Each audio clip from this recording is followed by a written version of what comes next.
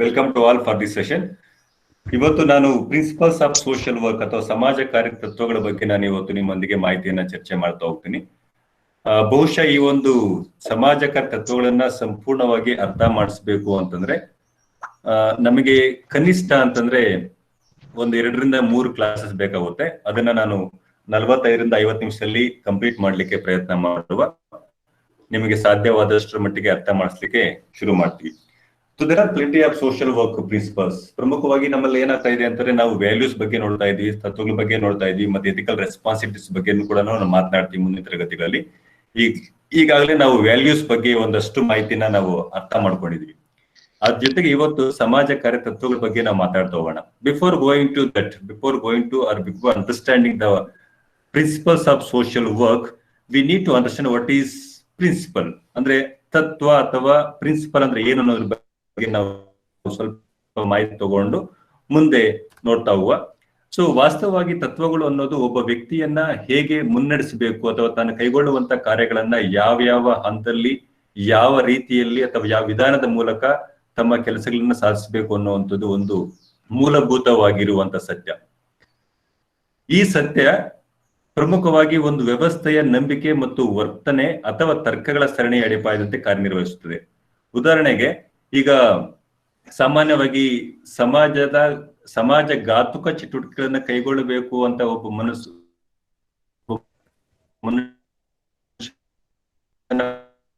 ಮನಸ್ಸಲ್ಲಿ ಬಂದಿದ ತಕ್ಷಣನೇ ಅಲ್ಲಿರುವಂತ ಸಾಮಾಜಿಕ ಕಟ್ಟುಪಾಡು ಹೋದಾಗ ನಮ್ಮ ಮನಸ್ಸಲ್ಲಿ ಏನೇ ಆಸೆ ಆಕಾಂಕ್ಷೆಗಳು ಬಂದ್ರೂ ಕೂಡ ನಮ್ಮಲ್ಲಿರುವಂತ ಆಸೆ ಆಕಾಂಕ್ಷೆಗಳನ್ನ ತಿಳಿದುಕೊಂಡು ಸಮಾಜಕ್ಕೆ ಒಳಗಾಗುವಂತ ನಿಟ್ಟಿನಲ್ಲೇ ಕೆಲಸ ಕೈಗೊಳ್ಳಿಕ್ಕೆ ಪ್ರಯತ್ನ ಪಡುವಂತ ಒಂದು ನಂಬಿಕೆ ಅಥವಾ ವರ್ತನೆ ಏನಿದೆಯಾ ಅದನ್ನ ನಾವು ತತ್ವ ಅಂತ ಕರಿತೀವಿ. ವಾಸ್ತವವಾಗಿ ನಾವೇನ್ ಕೆಲಸ ಕೈಗೊಳ್ಳಬೇಕು, ಅದನ್ನ ಕೈಗೊಳ್ಳುವಂತ ವಿಧಾನ ಯಾವುದು, ನಾವೇನಾದ್ರೂ ತಪ್ಪು ಹಾದಿಗೆ ಹೋಗ್ತಾ ಇದ್ದೀವಿ ಅಂದ್ರೆ ಅದನ್ನ ನಿಯಂತ್ರಿಸುವಂತ ಒಂದು ಕಲ್ಪನೆ, ಈ ಎಲ್ಲಾ ಅಂಶಗಳನ್ನ ಒಟ್ಟಾರೆಯಾಗಿ ತತ್ವಗಳು ಅಂತ ಕರಿತೀವಿ. ಇದು ಒಂದು ಅಲಿಖಿತವಾಗಿರುವಂತ ಕಾನೂನು.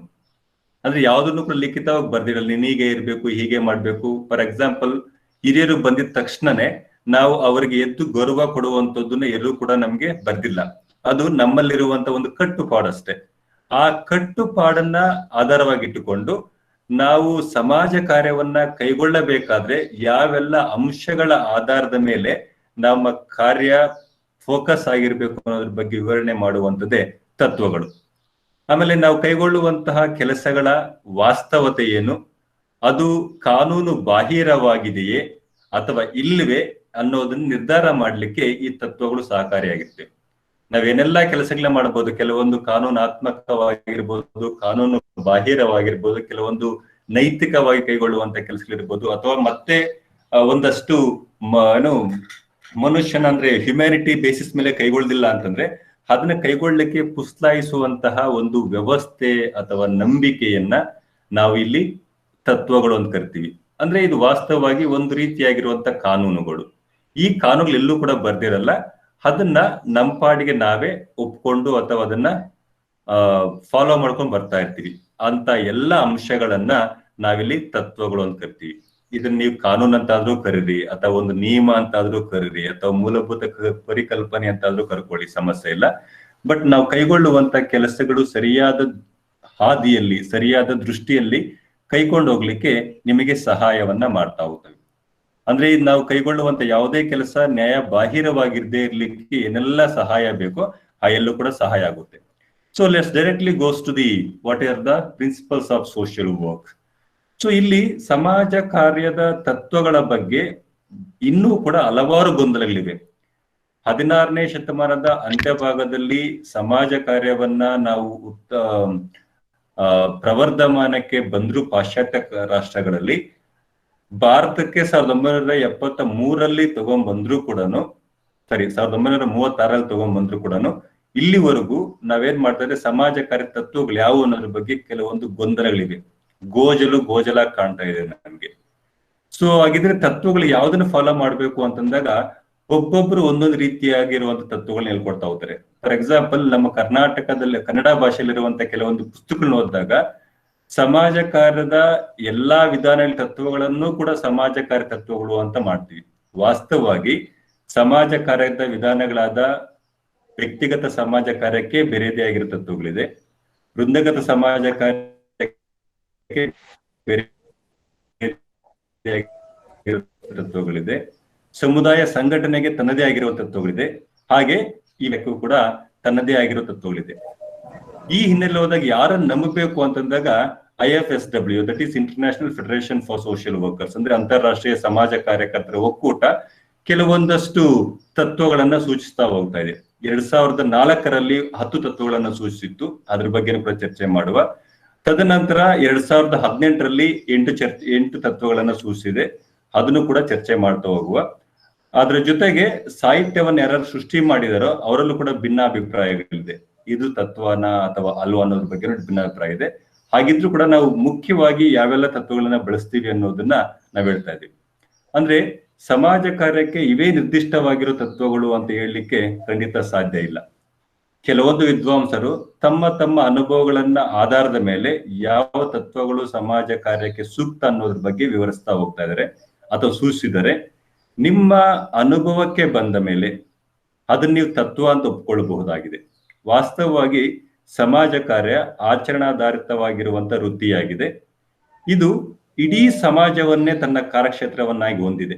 ಆ ಕಾರಣಕ್ಕಾಗಿನೇ ಸಮಾಜ ಕಾರ್ಯದ ತತ್ವಗಳನ್ನ ಸ್ಪಷ್ಟವಾಗಿ ನಿರ್ದಿಷ್ಟಪಡಿಸಲು ಖಂಡಿತ ಸಾಧ್ಯವಿಲ್ಲ. ಹಾಗಿದ್ರೂ ಕೂಡ IFSW, that is international federation of social workers ಇರ್ಬೋದು ಅಥವಾ national association of social workers ಇರ್ಬೋದು, ಹೀಗೆ ಆಯಾ ರಾಷ್ಟ್ರಗಳ ಅತ್ಯುತ್ತಮ ಸಮಾಜ ಕಾರ್ಯ ಸಂಘಟನೆಗಳು ಕೆಲವೊಂದು ತತ್ವಗಳನ್ನ ಆಚರಣೆಗೆ ತಗೊಂಡ್ಬರ್ತಾ ಇದೆ. ಆ ಎಲ್ಲಾ ತತ್ವಗಳ ಬಗ್ಗೆ ನಾವಿವತ್ತು ಉತ್ತಮವಾಗಿ ನೋಡುವ. So there are some principles.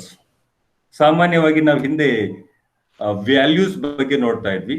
ಈಗ ನಮಗೆ ಸಮಾಜ ಕಾರ್ಯಕ್ಕೆ ಬೇಕಾಗಿರುವಂತಹ ಪ್ರಮುಖ ಪ್ರಿನ್ಸಿಪಲ್ ನ 3 ಭಾಗಗಳಾಗಿ ವಿಂಗಡಣೆ ಮಾಡ್ತಾರೆ. ಆ 3 ಭಾಗಗಳು ಯಾವುದು ಅಂದ್ರೆ, that is 1 human rights and human dignity, ಮಾನವ ಹಕ್ಕುಗಳು ಮತ್ತು ಮಾನವನ ಘನತೆ. ಆಮೇಲೆ ಸಾಮಾಜಿಕ ನ್ಯಾಯ ಮತ್ತು ಪ್ರೊಫೆಷನಲ್ ಇಂಟಿಗ್ರಿಟಿ, ಅಂದ್ರೆ ನಮ್ಮ ಸಮಾಜ ಕಾರ್ಯ ವೃತ್ತಿಯ ಪರಿಪೂರ್ಣತೆ ಬಗ್ಗೆ ಮಾತನಾಡುವಂಥದ್ದು. ಈ ಮಾನವ ಹಕ್ಕುಗಳು ಮತ್ತು ಮಾನವನ ಘನತೆಯಲ್ಲಿ ಪ್ರಮುಖವಾಗಿ the right of to self determination, ಅಂದ್ರೆ ಸ್ವಯಂ ನಿರ್ಧಾರ ತತ್ವದ ಬಗ್ಗೆ ಮಾತನಾಡ್ತಾರೆ. ದೆನ್ ರೈಟ್ ಟು ಪಾರ್ಟಿಸಿಪೇಷನ್, ಇದು ಮಕ್ಕಳಿಗೂ ಕೂಡ ತುಂಬಾ ಅನಿವಾರ್ಯವಾಗಿ ಬೇಕಾಗಿರುವಂತ ಒಂದು ಹಕ್ಕಿತ್ತು. ಅದನ್ನು ಕೂಡ ಇಲ್ಲಿ ಪ್ರಮುಖವಾಗಿರುವಂತಹ ಪ್ರಿನ್ಸಿಪಲ್ ಅಂತ ಹೇಳ್ತಾ ಇದ್ದಾರೆ. Respect for the person and their committee, ಒಬ್ಬ ವ್ಯಕ್ತಿ ಮತ್ತು ಆತನ ಸಮುದಾಯವನ್ನ ನಾವು ಗೌರವಿಸುವಂತದ್ದು ಕೂಡ ನಮ್ಮ ಪ್ರಮುಖವಾಗಿರುವಂತಹ ಒಂದು ತತ್ವವಾಗಿ ನೋಡ್ಬೇಕಾಗುತ್ತೆ ಇಲ್ಲಿ. Then respect for privacy in family and community life, ನನ್ನ ಕುಟುಂಬದ ಮತ್ತು ಸಮುದಾಯದ ಜೀವನವನ್ನ ನಾವು ಗೌರವಿಸುವಂತದ್ದು ಕೂಡ ಸಮಾಜ ಕಾರ್ಯಕರ್ತರ ಪ್ರಮುಖ ತತ್ವವಾಗಿದೆ.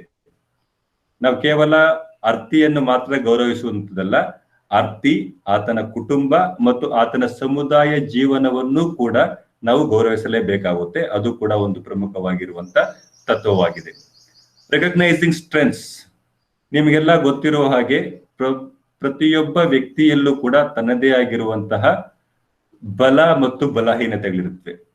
ಆ ಬಲಹೀನತೆಗಳು ವ್ಯಕ್ತಿಯ ಸಮಸ್ಯೆಗಳನ್ನ ದುಪ್ಪಟ್ಟು ಮಾಡಿದ್ರೆ ಅವನಲ್ಲಿರುವಂತ ಪಾಸಿಟಿವ್ ಸ್ಟ್ರೆಂತ್ಸ್ ಆ ಸಮಸ್ಯೆಗಳು ಬಗೆಹರಿಸಲಿಕ್ಕೆ ಸಾಧ್ಯತೆ ಆಗುತ್ತೆ, ಸಹಾಯ ಮಾಡುತ್ತೆ.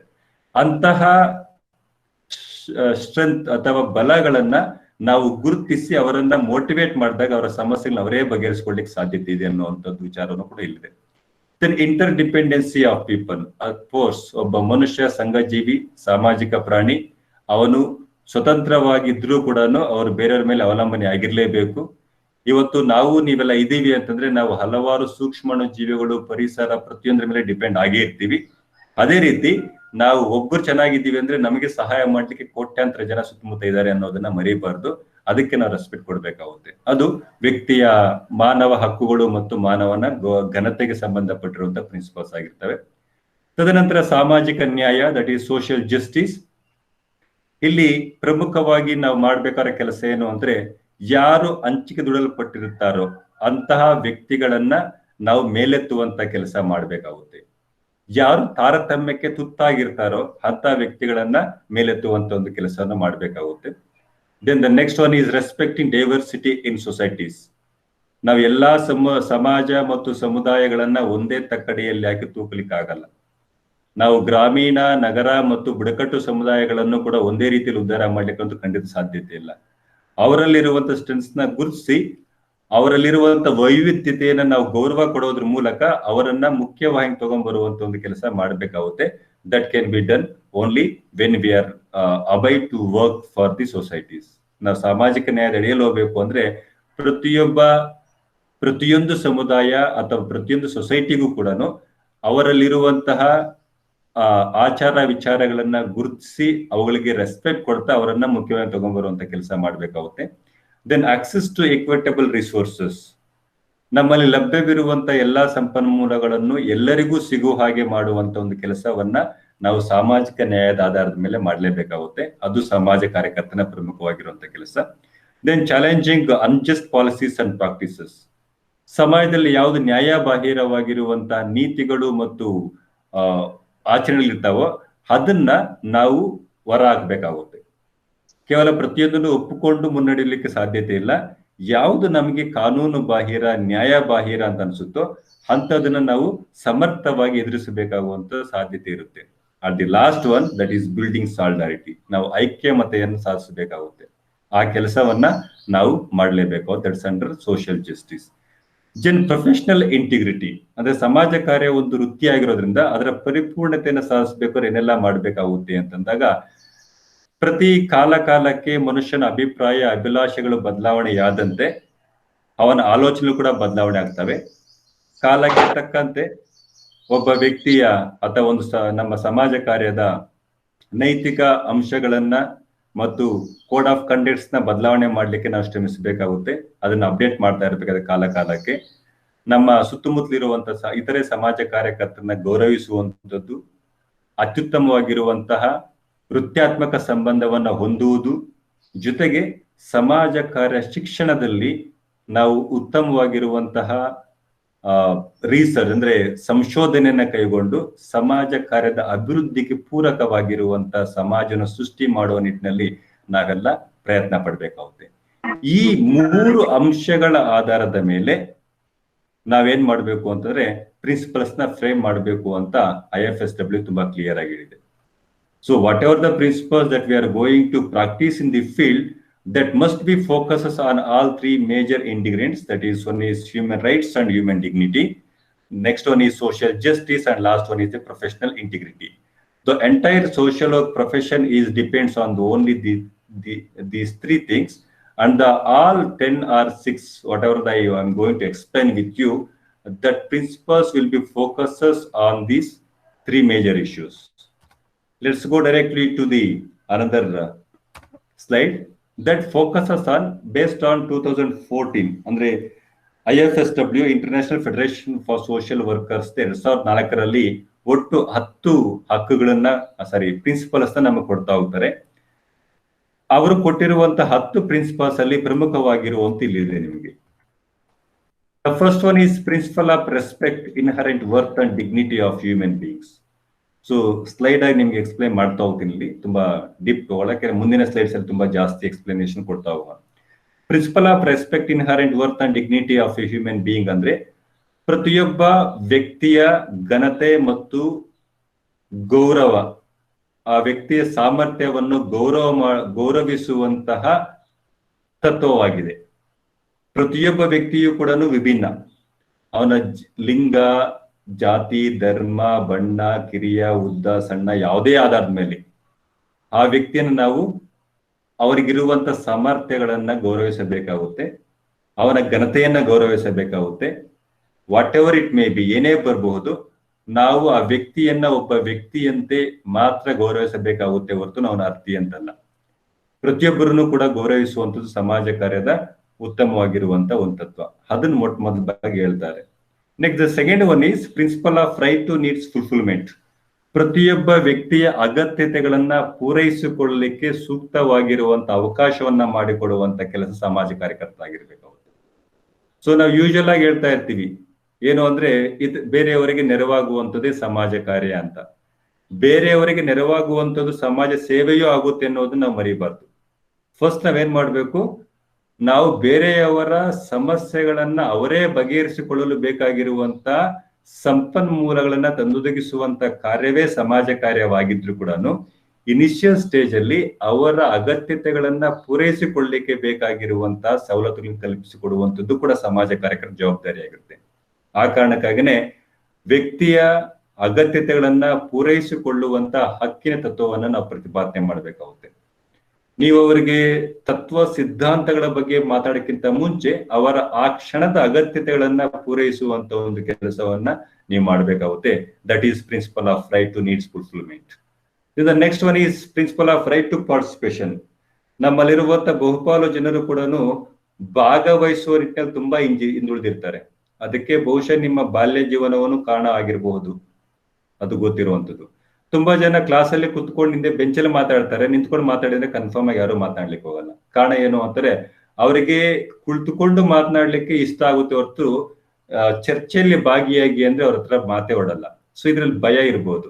ಅಂದ್ರೆ from childhood onwards they have not been given proper opportunity to speak or participate in the various stages. ಬೇರೆ ಬೇರೆ ವೇದಿಕೆಗಳಲ್ಲಿ ಅವ್ರನ್ನ ಪಾರ್ಟಿಸಿಪೇಟ್ ಮಾಡ್ಲಿಕ್ಕೆ ಅವಕಾಶನ ಕಲ್ಪಿಸಿಕೊಡದೇ ಇರ್ಬೋದು. ಆದ್ರೆ ಸಮಾಜ ಕಾರ್ಯದಲ್ಲಿ ಒಬ್ಬ ಅರ್ಥಿಯಾಗಿದ್ರು ಕೂಡ ಆ ಅರ್ಥಿಯ ಸಮಸ್ಯೆಗಳ ಬಗ್ಗೆ ನಿರರ್ಗಳವಾಗಿ ಮಾತನಾಡ್ಲಿಕ್ಕೆ ಅವರಿಗೆ ಭಾಗವಹಿಸುವಂತ ಅವಕಾಶವನ್ನ ಕಲ್ಪಿಸಿಕೊಡ್ಬೇಕಾಗುತ್ತೆ. ದಟ್ ಈಸ್ ದ ಭಾಗವಹಿಸುವ ಹಕ್ಕಿನ ತತ್ವ ಅಂತ ನಾವು ಅದನ್ನ ಕರಿತೀವಿ. Then the next one is principle of right to self determination. ಸ್ವನಿರ್ಧಾರ ತತ್ವ ಇದ್ರ ಹೆಸರು. ಸ್ವಯಂ ನಿರ್ಧಾರ ತತ್ವ ಅಂತ ಕರಿತೀವಿ. ಅಂದ್ರೆ ನಿಮ್ಮ ಸಮಸ್ಯೆಗಳನ್ನು ನಿಮ್ಮಷ್ಟೇ ಸಮರ್ಥವಾಗಿ ಅರ್ಥ ಮಾಡಿಕೊಂಡಿರುವಂತ ಬೇರೊಬ್ಬ ವ್ಯಕ್ತಿ ಈ ಭೂಮಿ ಮೇಲೆ ಇರ್ಲಿಕ್ಕೆ ಸಾಧ್ಯವೇ ಇಲ್ಲ. ಅರ್ಥಿಯ ಸಮಸ್ಯೆಗಳು ಅರ್ಥಿಗೆ ಮಾತ್ರ ಗೊತ್ತಿರುತ್ತೆ. ಅವರ ಸಮಸ್ಯೆಗಳನ್ನ ನಾವು ಬೇರೆಯವರು ಅರ್ಥ ಮಾಡ್ಕೊಳ್ತಿರೋದು ಖಂಡಿತ ಅಷ್ಟು ಸಮರ್ಥವಾಗಿ ಅರ್ಥ ಮಾಡ್ಕೊಳ್ಳಿಕ್ ಸಾಧ್ಯತೆ ಇಲ್ಲ. ಆ ಕಾರಣಕ್ಕಾಗಿನೇ ಸಮಾಜ ಕಾರ್ಯಕರ್ತರಾಗಿರುವಂತವರು ಅವರ ಸಮಸ್ಯೆಗಳನ್ನ ಬಗೆಹರಿಸಿಕೊಳ್ಳಿಕ್ಕೆ ಇರುವಂತಹ ವಿವಿಧ ಮಾರ್ಗಗಳನ್ನ ಪರಿಚಯ ಮಾಡಿಕೊಡ್ಬೋದೇ ಹೊರತು ಅದ್ರಲ್ಲಿ ಯಾವುದು ಸೂಕ್ತ ಅಂತ ಅವ್ರಿಗೆ ಅನ್ಸುತ್ತೋ ಅದನ್ನ ಆ ಅರ್ಥಿಯೇ ಚೂಸ್ ಮಾಡಿಕೊಳ್ಳುವಂತ ಒಂದು ಅವಕಾಶ ಕೊಡ್ತಾರೆ. ಅದಕ್ಕಾಗಿನೇ ಸ್ವನಿರ್ಧಾರ ತತ್ವ, that is principle of right to self determination. Then the next one is principle of each society regardless of its form. So ನಾವು ಸೋಷಿಯಲ್ ಜಸ್ಟಿಸ್ ಅಲ್ಲಿ ಹೇಳ್ತಾ ಇದ್ದೆ, ಪ್ರತಿಯೊಂದು ಸಮಾಜವು ಅಥವಾ ಪ್ರತಿಯೊಂದು ಸಮುದಾಯವೂ ಕೂಡ ತನ್ನದೇ ಆಗಿರುವಂತ ಆಚಾರ, ವಿಚಾರ, ರೂಢಿ, ಸಂಪ್ರದಾಯ, ಉಡುಗೆ ತೊಡುಗೆಗಳನ್ನ ಹೊಂದಿರುತ್ತೆ. ನಾವು ನಾಗರಿಕರು ಅನ್ನೋ ಕಾರಣಕ್ಕಾಗಿ ಅದನ್ನೆಲ್ಲವನ್ನೂ ಬಿಟ್ಟು ಬರ್ಲಿಕ್ಕೆ ಸಾಧ್ಯನೇ ಇಲ್ಲ. ಯಾವುದೇ ಒಂದು ಸಮುದಾಯ ತನ್ನ ಸಮುದಾಯದ ವಾಸ್ತವ ರೂಪವನ್ನ ಉಳಿಸ್ಕೋಬೇಕು ಅಂದ್ರೆ ಅದರ ರೂಢಿ ಸಂಪ್ರದಾಯಗಳನ್ನ ಅದು ಆಚರಣೆ ಮಾಡಲೇಬೇಕಾಗುತ್ತೆ. ಆ ಆಚರಣೆ ಮಾಡಲುವಂತ ರೂಢಿ ಸಂಪ್ರದಾಯಗಳು ನಮ್ಮ ದೃಷ್ಟಿಯಲ್ಲಿ ಅದು ಸರಿ ಇಲ್ಲ ಅಂತ ಅನ್ಸ್ಕೊಂಡು ಅದಕ್ಕೆ ನಾವು ರೆಸ್ಪೆಕ್ಟ್ ಕೊಡ್ಲೇಬೇಕಾಗಿರುವಂತ ಅನಿವಾರ್ಯತೆ ಇದೆ. ಆ ಕಾರಣಕ್ಕಾಗಿನೇ ಸಮಾಜ ಕಾರ್ಯಕರ್ತರಾಗಿರುವಂತವರು ಪ್ರತಿಯೊಬ್ಬ ವ್ಯಕ್ತಿ, ಸಮುದಾಯ, ಗುಂಪು ಮತ್ತು ಸಮಾಜದ ಎಲ್ಲ ಆಚಾರ ವಿಚಾರಗಳನ್ನ ನಾವು ಅರ್ಥ ಮಾಡಿಕೊಂಡು ಅವುಗಳನ್ನ ವಿಶ್ಲೇಷಣೆ ಮಾಡಿ ತದನಂತರದಿಂದ ಇರುವಂತ ಮೆರಿಟ್ಸ್ ಮತ್ತು ಡಿಮೆರಿಟ್ಸ್ ನ ಸಮಾಜಕ್ಕೆ ಹೇಳ್ಬೋದೇ ಹೊರತು ಇದು ತಪ್ಪು ಅಂತ ಏಕಾಏಕಿ ಹೇಳಿಕ್ ಸಾಧ್ಯತೆ ಇಲ್ಲ. ಪ್ರತಿಯೊಂದು ರೂಢಿಗಳು, ಪದ್ಧತಿಗಳು, ಸಂಪ್ರದಾಯಗಳು, ಆಚರಣೆಗಳು ಕೂಡಕ್ಕೆ ತನ್ನದೇ ಆಗಿರುವಂತಹ ಹಿನ್ನೆಲೆಯನ್ನು ಹೊಂದಿರ್ತವೆ. ಆ ಹಿನ್ನೆಲೆಯನ್ನ ಸರಿಯಾಗಿ ಅರ್ಥ ಮಾಡಿಕೊಳ್ಳೋ ವ್ಯವಸ್ಥೆಯಲ್ಲಿ ನಾವು ತಯಾರಾಗಬೇಕಾಗುತ್ತೆ. In the next one is principle of identifying developing strengths. Of course ಇದನ್ನ ನಾನು ಎರಡನೇ ಸರಿ ರಿಪೀಟ್ ಮಾಡ್ತಾ ಇದ್ದೀನಿ. ಲಾಸ್ಟ್ ಅಲ್ಲೂ ಕೂಡ ಇದ್ರ ಬಗ್ಗೆ ಮಾತನಾಡ್ತಾ ಇದ್ವಿ. ಐಡೆಂಟಿಫೈಯಿಂಗ್ ಡೆವಲಪಿಂಗ್ ಸ್ಟ್ರೆಂತ್ಸ್ ಅಂದ್ರೆ ಪ್ರತಿಯೊಬ್ಬ ವ್ಯಕ್ತಿಯು ಕೂಡ ತನ್ನದೇ ಆಗಿರುವಂತ ಸಾಮರ್ಥ್ಯಗಳನ್ನು ಹೊಂದಿರ್ತಾನೆ. ಅವನಿಗೆ ಅಭಿವೃದ್ಧಿಗೆ ಪೂರಕವಾಗಿರುವಂತ ಎಲ್ಲ ಅಂಶಗಳು ಅವನಲ್ಲೇ ಹೊಂದಿದ್ರು ಕೂಡ ಆ ವ್ಯಕ್ತಿ ಹಲವಾರು ಕಾರಣದಲ್ಲಿ ಹಿಂದೆ ಇರ್ತಾನೆ. ಅಂತ ಸಂದರ್ಭಗಳಲ್ಲಿ ನಾವು ಅವರಲ್ಲಿರುವಂತಹ ಬಲಗಳನ್ನ ಅಂದ್ರೆ ಸ್ಟ್ರೆಂತ್ಗಳನ್ನ ನಾವು ಗುರುತು ಮಾಡಿ ಅದರ ಮೂಲಕ ಅವರ ಸಮಸ್ಯೆಗಳು ಬಗೆಹರಿಸಿಕೊಳ್ಳಲಿಕ್ಕೆ ಅವರನ್ನ ಪುಸ್ಲಾಯಿಸುವಂತ ಕೆಲಸವನ್ನ ಮಾಡಬೇಕಾಗುತ್ತೆ. The first thing the social worker must do is we need to identify the various strengths in the person. ವ್ಯಕ್ತಿಯೊಳಗಡೆ ಇರುವಂತಹ ಬಲಗಳನ್ನ ಗುರುತಿಸಿ ಅವರಿಗೆ ಮನವರಿಕೆ ಮಾಡುವಂತ ಕೆಲಸವನ್ನ ನಾವು ಮಾಡಬೇಕಾಗುತ್ತೆ. ಒಂದು ವೇಳೆ ಆ ಮನವರಿಕೆ ಮಾಡುವಂತ ಕೆಲಸವನ್ನ ಮಾಡಲಿಲ್ಲ ಅಂತಂದ್ರೆ ಬಹುಶಃ ಆ ವ್ಯಕ್ತಿನೂ ಕೂಡ ನಾನು ಸಾಮಾನ್ಯವಾಗಿರುವಂತ ವ್ಯಕ್ತಿ ಅಂದ್ಕೊಂಡು ತನ್ನ ಬಲಗಳನ್ನ ಮರೆತಾ ಹೋಗ್ತಾನೆ. ಅದನ್ನ ಆಗ್ಲಿಕ್ಕೆ ಬಿಡಬಾರ್ದು. Then the next one is principle of commitment to social justice. So ಸಾಮಾಜಿಕ ನ್ಯಾಯವನ್ನ ನಾವು ಪ್ರಚುರಪಡಿಸ್ತೀವಿ ಎನ್ನುವಂತ ಒಂದು ತತ್ವ. ನಾವ್ ಯಾವುದೇ ಕೆಲಸವನ್ನ ಕೈಗೊಂಡ್ರು ಕೂಡ ನಮ್ಮ ಮೊಟ್ಟ ಮೊದಲ ಉದ್ದೇಶ ಸಾಮಾಜಿಕ ನ್ಯಾಯದ ಆಧಾರದ ಮೇಲೆ ಸಮಾಜ ಕಾರ್ಯವನ್ನ ಆಚರಣೆ ಮಾಡ್ತೀವಿ ಅನ್ನುವಂತ ಒಂದು ವಿಶ್ವಾಸ ಇರಬೇಕು. See it's very clear that once we committed to provide social justice to the all people, ಎಲ್ಲರಿಗೂ ವ್ಯಕ್ತಿಗಳು ಕೂಡ ನಾವು ಸಾಮಾಜಿಕ ನ್ಯಾಯದ ಆಧಾರದ ಮೇಲೆ ಇರುವಂತ ಎಲ್ಲಾ ಸಂಪನ್ಮೂಲಗಳನ್ನು ಕೂಡ ಸಮಾನವಾಗಿ ಅಥವಾ ಹಂಚ್ತೀವಿ ಅಂತ ಗೊತ್ತಾದ ತಕ್ಷಣನೇ ಅಲ್ಲಿ ಆಟೋಮೆಟಿಕ್ ಆಗಿ ಜನರಲ್ಲಿ ವಿಶ್ವಾಸ ಮೂಡುತ್ತೆ. ಆ ಕೆಲಸವನ್ನು ಕೂಡ ನಾವು ಮಾಡ್ಬೇಕಾಗುತ್ತೆ. ಅದಕ್ಕಾಗಿನೇ social justice one of the most important value, principle and as well as the ethical responsibility of social workers while practicing the same. ಈ ಸಾಮಾಜಿಕ ನ್ಯಾಯ ಅನ್ನುವಂಥದ್ದು ಸಮಾಜ ಕಾರ್ಯದ ಆತ್ಮ ಅಂತ ಕರಿತೀವಿ. ಯಾಕೆ ಅಂದ್ರೆ ನಾವು ಸಮಸ್ಯೆಗಳನ್ನ ಬಗೆಹರಿಸಿಕೊಳ್ಳಲಿಕ್ಕೆ ನಮ್ಮ ಬಳಿ ಸಹಾಯವನ್ನ ಅಪೇಕ್ಷಿಸಿ ಬಂದಂತಹ ಅರ್ಥಿಗಳ ಸಮಸ್ಯೆಗಳನ್ನು ಬಗೆಹರಿಸುವ ಜೊತೆಗೆ ಅವರ ಸಾಮಾಜಿಕ ನ್ಯಾಯದ ಪರಿಕಲ್ಪನೆಯ ಆಧಾರದ ಮೇಲೆ ಅವರಿಗೆ ಬೇಕಾಗಿರುವಂತಹ ಸಂಪನ್ಮೂಲಗಳನ್ನು ತಂದೊದಗಿಸುವಂತ ಕೆಲಸವನ್ನ ಮಾಡ್ತಾ ಹೋಗ್ತೀವಿ.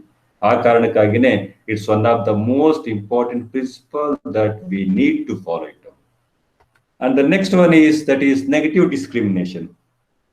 ಅಂದ್ರೆ ಋಣಾತ್ಮಕವಾಗಿರುವಂತ ಭೇದ ಭಾವ ಮಾಡಬಾರದು.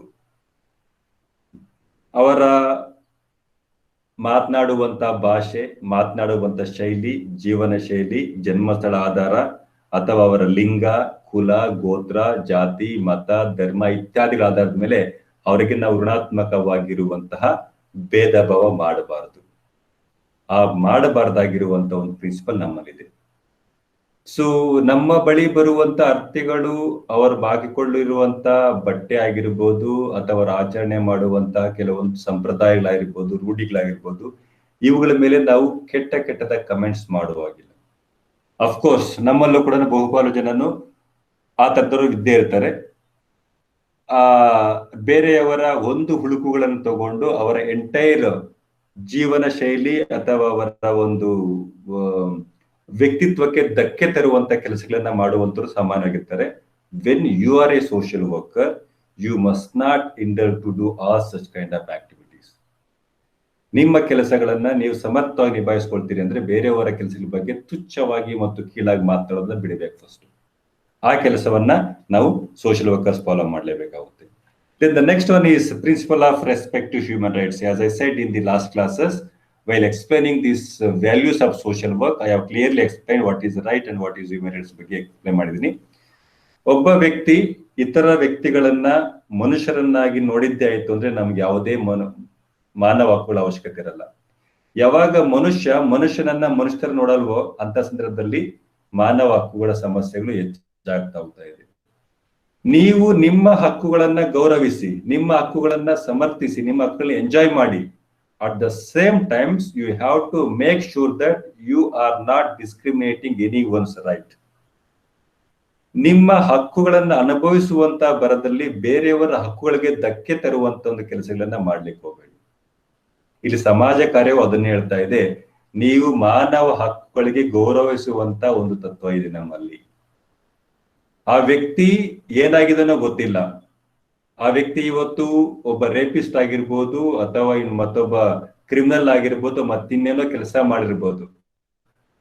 ಆ ವ್ಯಕ್ತಿ ಒಬ್ಬ ವ್ಯಕ್ತಿ ಎಷ್ಟೇ, ಆ ವ್ಯಕ್ತಿಯ ಪರಿಸ್ಥಿತಿಗಳು, ಸನ್ನಿವೇಶಗಳು ಆ ವ್ಯಕ್ತಿಯನ್ನ ಆ ರೀತಿ ಕೆಲಸ ಮಾಡ್ಲಿಕ್ಕೆ ಪುಸ್ಲಾಯಿಸಿರ್ಬೋದೇ ಹೊರತುನು ಅವರು ಮೂಲತಃ ಆ ಕೆಲಸನ ಮಾಡ್ಬೇಕು ಅಂತ ಇರ್ಲಿಕ್ಕಿಲ್ಲ.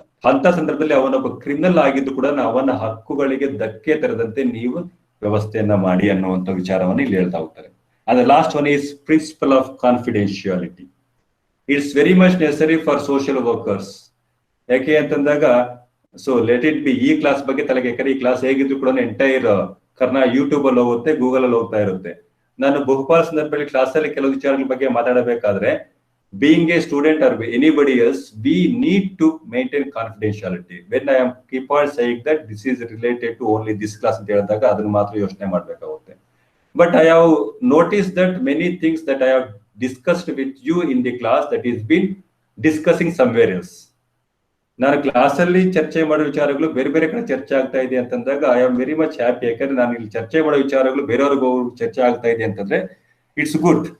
ಬಟ್ ಪ್ರಾಬ್ಲಮ್ ಏನಾಗುತ್ತೆ ಅಂದ್ರೆ, if you lose to maintain confidentiality, ನೀವು ಕಾನ್ಫಿಡೆನ್ಶಿಯಾಲಿಟಿ ಮೇಂಟೈನ್ ಮಾಡಿ ಒಂದ್ಸರಿ ಲೂಸ್ ಆದ್ರೆ ನಿಮ್ಮ ಎಂಟೈರ್ ಜೀವನದಲ್ಲೂ ಕೂಡ ಅದೇ ತರ ಸಮಸ್ಯೆ ಆಗ್ತಾ ಇರುತ್ತೆ. ಇಲ್ಲಿ ಗೌಪ್ಯತಾ ತತ್ವ ಅನ್ನೋದು ಇಂಪಾರ್ಟೆಂಟ್ ಆಗಿರುತ್ತೆ.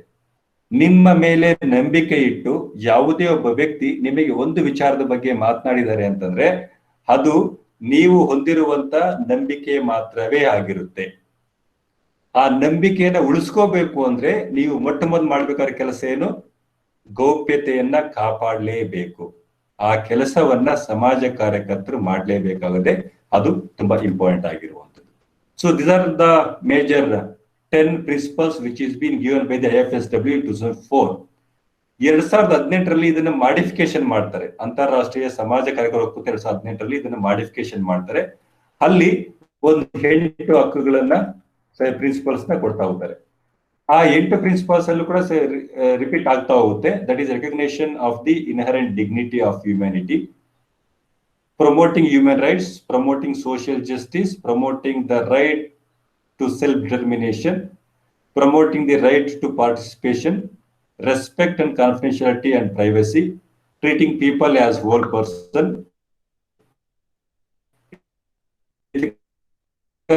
use of technology and social media, this is the new one, and professional integrity. ಈ 9 ಪ್ರಮುಖವಾಗಿರುವಂತ ತತ್ವಗಳನ್ನ 2018ರಲ್ಲಿ IFSW ಹೇಳ್ತಾರೆ. ಅದ್ರ ಬಗ್ಗೆ ನಾನು ಸವಿಸ್ತಾರವಾಗಿ ಮುಂದಿನ ಸ್ಲೈಡ್ಸ್ ಅಲ್ಲಿ ಎಕ್ಸ್ಪ್ಲೈನ್ ಮಾಡ್ತಾ ಹೋಗ್ತೀನಿ. You can need not to write down here. Next ನೀವು ಕಂಟಿನ್ಯೂ ಆಗ್ತಾ ಇರುತ್ತೆ. Yes, the first principle that I need to explain you that recognition of the inherent dignity of humanity. ಸಮಾಜ ಕಾರ್ಯಕರ್ತರು ವ್ಯಕ್ತಿಗಳ ವೈಶಿಷ್ಟ್ಯತೆ ಮತ್ತು ಘನತೆಯನ್ನು ಗುರುತಿಸುವುದು ಮತ್ತು ಗೌರವಿಸುವುದು, ಇದು ಅತ್ಯಂತ ನಿರ್ಣಾಯಕವಾಗಿರುವಂತ ತತ್ವವಾಗಿದೆ. ನಮ್ಗೆಲ್ಲ ಗೊತ್ತಿದೆ, ಮನುಷ್ಯ ಸಾಮಾಜಿಕ ಪ್ರಾಣಿ. ಅವನ ಸಂಘ ಮತ್ತು ಸಹಜೀವನದ ಮೇಲೆಯೇ ಅವನ ಎಂಟೈರ್ ಜೀವನ ಡೆವಲಪ್ ಆಗ್ತಾ ಇದೆ. ವ್ಯಕ್ತಿಯ ಮನಸ್ಥಿತಿ, ಮನೋಭಾವನೆಗಳು, ಭಾಷೆ, ನಡೆ, ನುಡಿ, ಉಡುಗೆ ತೊಡುಗೆ, ರೂಢಿ, ಸಂಪ್ರದಾಯ ಇತ್ಯಾದಿಗಳು ಒಬ್ಬ ವ್ಯಕ್ತಿಯಿಂದ ಇನ್ನೊಬ್ಬ ವ್ಯಕ್ತಿಗೆ ವಿಭಿನ್ನವಾಗಿರ್ತವೆ. ಈ ವಿಭಿನ್ನವಾಗಿರುವಂತಹ ವ್ಯಕ್ತಿಗಳು ತಮ್ಮ ಅರ್ಥ ಗ್ರಹಿಕೆಯ ಆಧಾರದ ಮೇಲೆ ತಮ್ಮ ಕೆಲಸಗಳನ್ನ ಕೈಗೊಳ್ತಾ ಇರ್ತಾರೆ. ಅವರು ಹೊಂದಿರುವಂತ ನಂಬಿಕೆಗಳು ಬೇರೆ ಇರ್ತವೆ, ಅವ್ರು ನಿರ್ವಹಿಸುವಂತ ಕಾರ್ಯಗಳು ಬೇರೆ, ಕೈಗೊಳ್ಳುವಂತ ಕಾರ್ಯ ಒಂದೇ ಆಗಿದ್ರು ವಿವಿಧ ಬಗೆಯ ವ್ಯಕ್ತಿಗಳು ವಿವಿಧ ರೀತಿಯಲ್ಲಿ ಆ ಕಾರ್ಯಗಳನ್ನ ಕೈಗೊಳ್ತಾ ಇರ್ತಾರೆ. ಸೊ ಈ ಎಲ್ಲಾ ಅಂಶಗಳ ಆಧಾರದ ಮೇಲೆ ಪ್ರತಿಯೊಬ್ಬ ವ್ಯಕ್ತಿ ಇನ್ನೊಬ್ಬ ವ್ಯಕ್ತಿಯನ್ನು ಹೋಲಿಸಿಕೊಂಡಾಗ ಅವನು ವಿಭಿನ್ನವಾಗಿರ್ತಾನೆ, ವಿಶಿಷ್ಟವಾಗಿರ್ತಾನೆ. ಈ ವ್ಯಕ್ತಿಯ ವಿಶಿಷ್ಟತೆ ಮತ್ತು ವಿಭಿನ್ನತೆಯನ್ನ ಮತ್ತು ಅವರ ಘನತೆಯನ್ನ ಗೌರವಿಸುವಂಥದ್ದು ಮತ್ತು ಗುರುತಿಸುವಂಥದ್ದು ಸಮಾಜ ಕಾರ್ಯಕರ್ತರ ಮೊಟ್ಟ ಮೊದಲ ತತ್ವವಾಗಿರ್ಬೇಕಾಗುತ್ತೆ. ಸೊ ಇಲ್ಲಿ ವ್ಯಕ್ತಿ ಸಾಮಾಜಿಕ ಪ್ರಾಣಿ, ಅವನ ಸಂಘಜೀವನ ಸಹಜ ನಡೆಸ್ತಾನೆ. ಹಾಗಿದ್ರು ಕೂಡ ಒಬ್ಬ ವ್ಯಕ್ತಿ ಇನ್ನೊಬ್ಬ ವ್ಯಕ್ತಿಗಿಂತ ವಿಭಿನ್ನವಾಗಿರ್ತಾನೆ.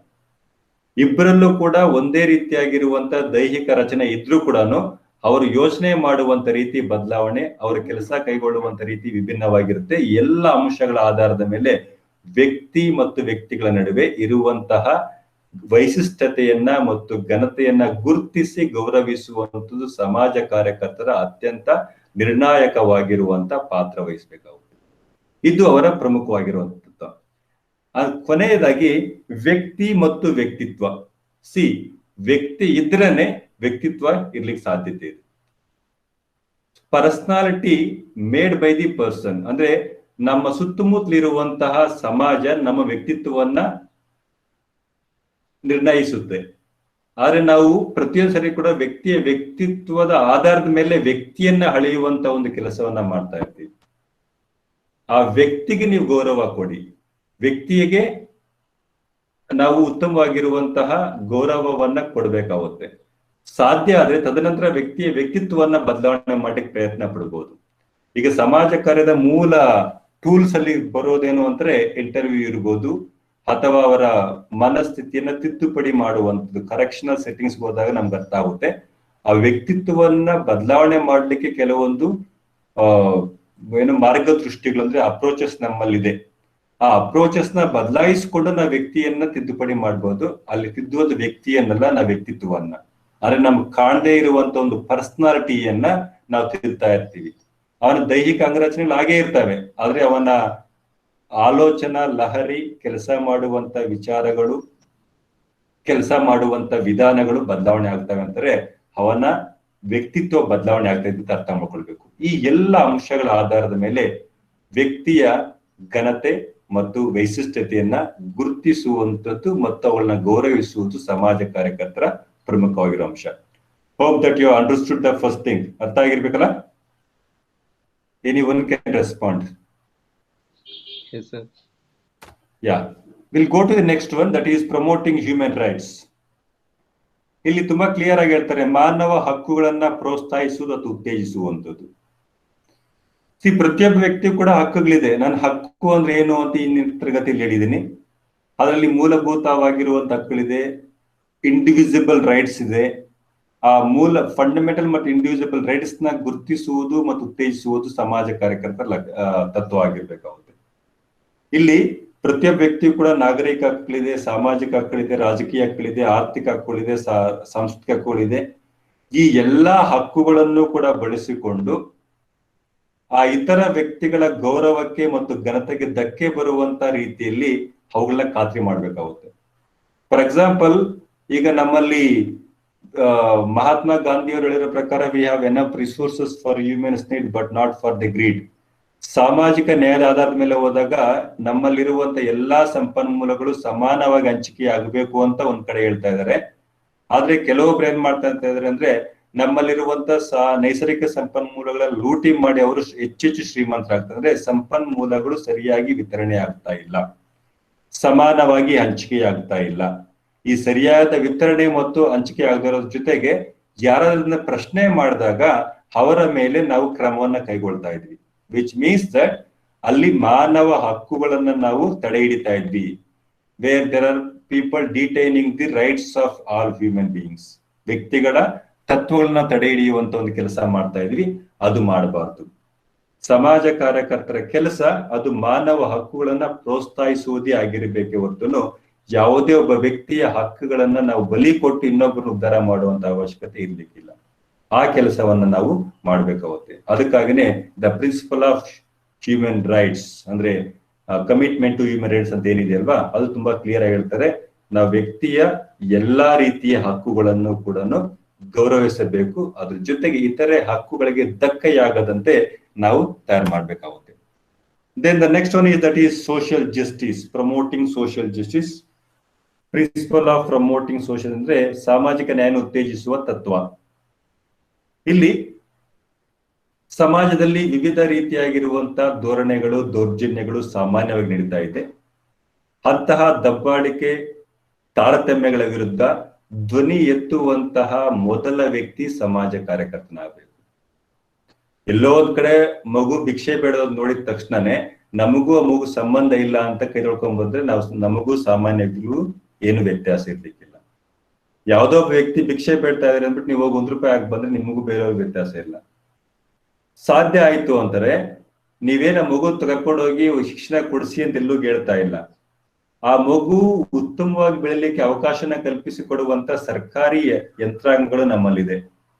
ಒಂದು ಮಗು ಭಿಕ್ಷೆ ಬೇಡ್ತಾ ಇದೆ ಅಂದ್ರೆ ನೀವು 10, 9, 8ಗೆ ಕರೆ ಮಾಡಿ ನೇರವಾಗಿ ಅವರಿಗೆ ಇನ್ಫಾರ್ಮೇಶನ್ ಕೊಟ್ರೆ ಅವ್ರು ಬಂದು ರೆಸ್ಕ್ಯೂ ಮಾಡ್ಲಿಕ್ಕೆ ಸಾಧ್ಯತೆ ಇದೆ. ಅಂತ ಸಣ್ಣ ಪುಟ್ಟ ಕೆಲಸಗಳನ್ನ ಸಮಾಜ ಕಾರ್ಯಕರ್ತರಾಗಿರೋರು ಮಾಡಬಹುದು.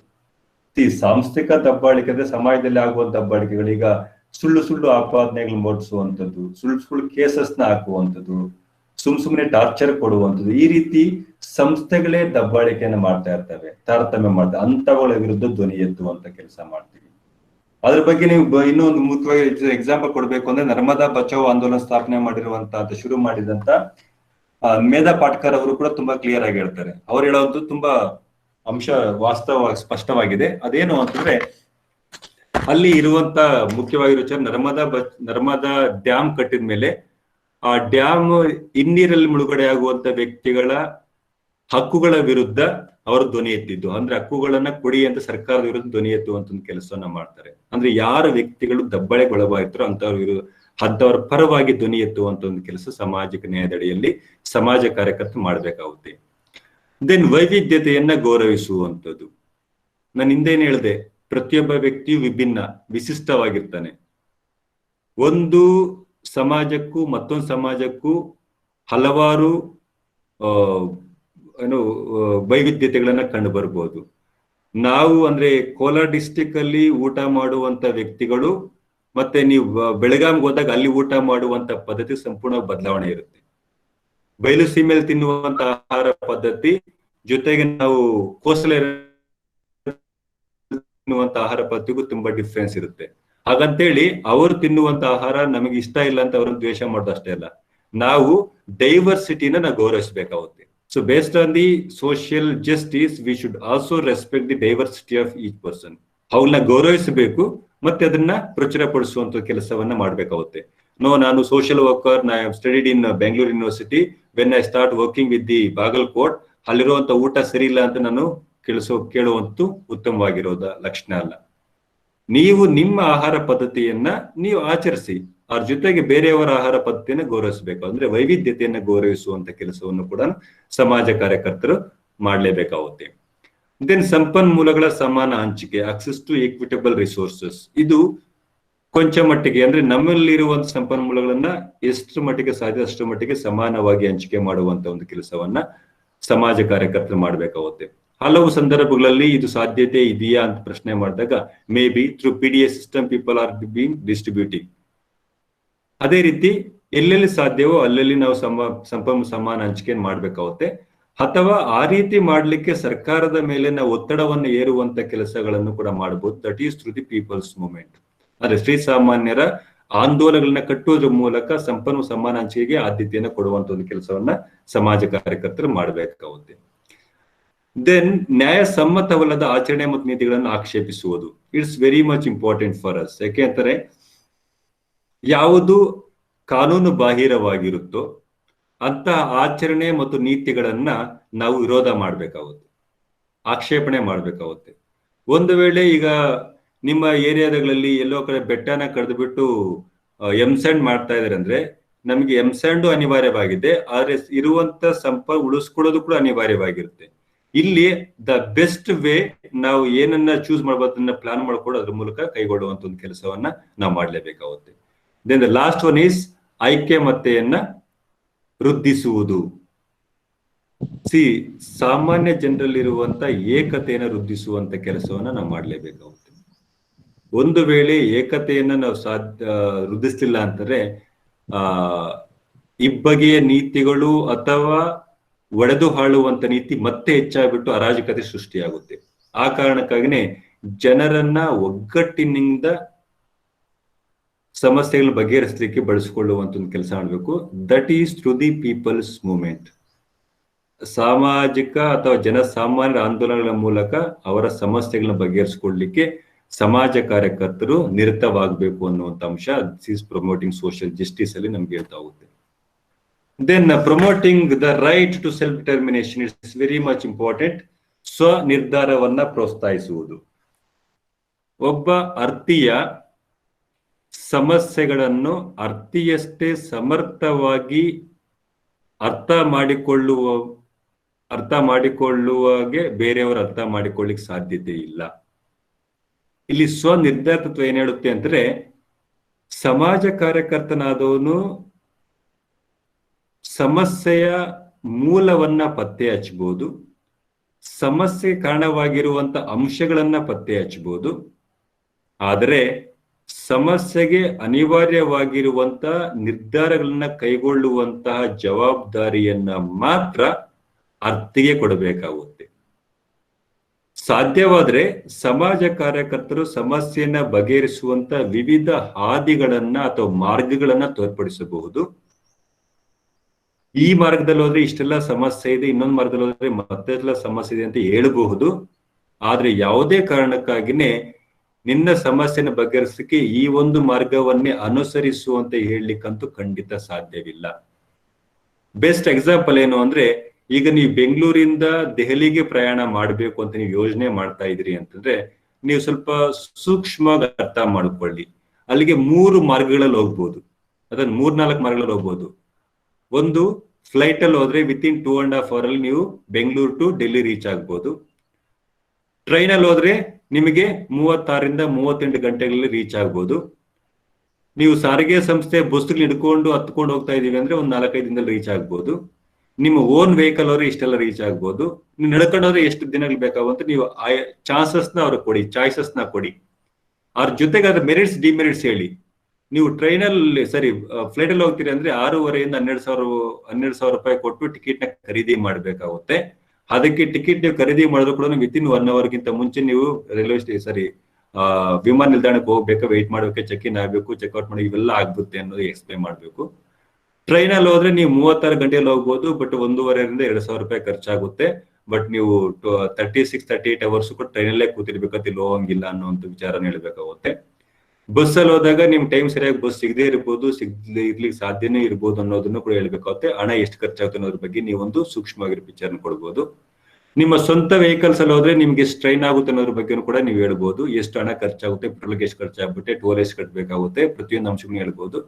ಒಂದ್ ವೇಳೆ ನಮ್ಗೆ ಏನು ಬಟ್ ನಡ್ಕೊಂಡು ಹೋಗ್ತೀವಿ ಅಂದ್ರೆ ಎಷ್ಟು ದಿನಗಳ ಒಳಗಡೆ ನೀವು ರೀಚ್ ಆಗ್ತೀರಿ ಅನ್ನೋದ್ರ ಬಗ್ಗೆನೂ ನೀವು ಬೇರೆ ಬೇರೆ ಚಾಯ್ಸಸ್ ನ ಅವ್ರಿಗೆ ಕೊಟ್ಟಾಗ ಅವರಲ್ಲಿರುವಂತ ಸಂಪನ್ಮೂಲಗಳ ಆಧಾರದ ಮೇಲೆ, ಅವರಲ್ಲಿರುವಂತ ಸಾಮರ್ಥ್ಯಗಳ ಆಧಾರದ ಮೇಲೆ ಅವ್ರು ಗುರುತಿಸ್ಕೊಳ್ತಾರೆ, ಯಾವ್ದು ಬೇಕೋ ಅದು ಚೂಸ್ ಮಾಡ್ಕೊಳ್ತಾರೆ. ಅದೇ ರೀತಿ ಸ್ವನಿರ್ಧಾರ ತತ್ವ ಅಂದ್ರೆ ವ್ಯಕ್ತಿಯ ಸಮಸ್ಯೆಗಳಿಗೆ ಪೂರಕವಾದಂತೆ ಅವನಲ್ಲಿರುವಂತ ಸಾಮರ್ಥ್ಯಗಳ ಹಿನ್ನೆಲೆಯಲ್ಲಿ ಅವ್ರು ಯಾವ್ದು ಬೇಕು ಅದನ್ನ ಚೂಸ್ ಮಾಡ್ಕೊಡುವಂತ ಅವಕಾಶವನ್ನ ನಾವು ಕ್ಲೈಂಟ್ಗೆ ಕೊಡ್ಬೇಕಾಗುತ್ತೆ. ಸೊ ಇಲ್ಲಿ ಯಾವುದೇ ಕಾರಣಕ್ಕೆ ಸಮಾಜ ಕಾರ್ಯ ತನ್ನ ಸ್ವ ಹಿತಾಸಕ್ತಿಗಾಗಿ ವ್ಯಕ್ತಿಗೆ ಇದೇ ಹಾದಿಯಲ್ಲಿ ಹೋಗುವಂತ ಹೇಳ್ಕೊಳ್ಳುವಾಗಿಲ್ಲ. That is not threaten the rights and legitimate interests. ಅಂದ್ರೆ ಯಾವುದೋ ಒಂದು ಗೋಪ್ಯ ವಿಚಾರಗಳಿಗಾಗಿ ವ್ಯಕ್ತಿನ ಸ್ವಂತ ಸದ್ಬಳಕೆಗೆ ಬೆಳೆಸ್ಕೊಳ್ಳುವಂಥದ್ದು ತಪ್ಪು ಅಂತ ಹೇಳುವಂತ ಈ ಒಂದು ವಿಚಾರ ಹೇಳುತ್ತೆ. Then promoting the right to participation, ಭಾಗವಹಿಸುವಿಕೆ ಹಕ್ಕನ್ನು ಉತ್ತೇಜಿಸುವಂಥದ್ದು. ಇಲ್ಲಿ ಪ್ರತಿಯೊಂದು ಸಂದರ್ಭದಲ್ಲೂ ಕೂಡ ನಾವೇ ನಿರ್ಧಾರಗಳನ್ನು ಕೈಗೊಳ್ತಾ ಇದ್ದೀವಿ ಅಂತಂದ್ರೆ ಆ ವ್ಯಕ್ತಿಗಳು ಹೇಗೆ ನಿರ್ಧಾರ ಕೈಗೊಳ್ಳಕ್ಕೆ ಸಾಧ್ಯತೆ ಇದೆ? ಅವರಲ್ಲಿರುವಂತಹ ಸ್ವಾವಲಂಬನೆಯನ್ನ ನಾವು ಹೆಚ್ಚಿಗೆ ಮಾಡಬೇಕು, ಅವರಲ್ಲಿರುವಂತಹ ಸಾಮರ್ಥ್ಯಗಳನ್ನ ಹೆಚ್ಚಿಗೆ ಮಾಡಬೇಕು ಅಂತಂದಾಗ ಅವರು ತಮ್ಮ ಸಮಸ್ಯೆಗಳಿಗೆ ತಕ್ಕದಾಗಿರುವಂತಹ ನಿರ್ಧಾರ ಕೈಗೊಳ್ಳುವಂತಹ ಅವಕಾಶಗಳನ್ನ ಅವ್ರಿಗೆ ಕಲಿಸ್ಕೊಡ್ಬೇಕಾಗುತ್ತೆ. ಸೊ ಅದಕ್ಕಾಗಿನೇ ನಾವು ಮಾಡುವಂತ ಎಲ್ಲಾ ಕೆಲಸಗಳಲ್ಲೂ ಕೂಡ ಜನರನ್ನ ಪಾರ್ಟಿಸಿಪೇಷನ್ ಮಾಡ್ಲಿಕ್ಕೆ ಅವಕಾಶವನ್ನ ಕಲ್ಪಿಸಿಕೊಡಿ ಅಂತ ಹೇಳ್ತಾರೆ. The social worker must promote all the people, those who comes to seek help from him, he must promote the right to participation. ಅಂದ್ರೆ ನೀವು ಆ ಪಾರ್ಟಿಸಿಪೇಷನ್ ಅಂದ್ರೆ